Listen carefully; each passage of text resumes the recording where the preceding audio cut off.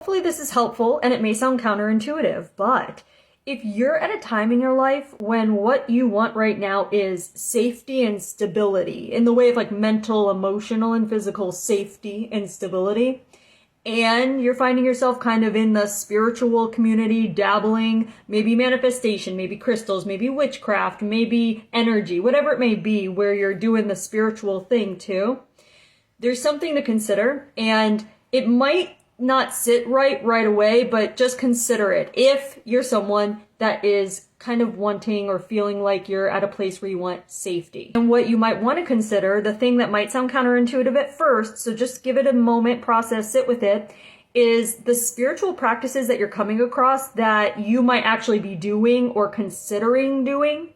I want you to just check in to see what it's for and what it's doing for you in the way of helping make you feel safe. And when I say this, what's specifically coming to mind is the idea of like putting up a bubble around yourself to, let's say, protect yourself from other people's energy, which is a shield kind of technique that a lot of like empaths do, right? And it works. It's a thing. It really happens. Okay.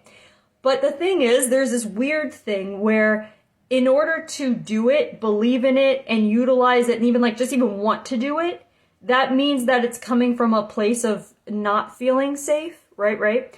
So what I'm here to say is to make sure that the practices that you're enacting when it comes to your spiritual journey, so to speak, that it's not fully being done from a place of fear or a place of where you have to consistently and constantly be acknowledging the lack of safety. And that's where the counterintuitive thing comes in, because on one hand, you know that this can be very helpful, right? We'll stick with the bubble technique, right? Like the bubble where no one can come in or the energy can't come in kind of thing.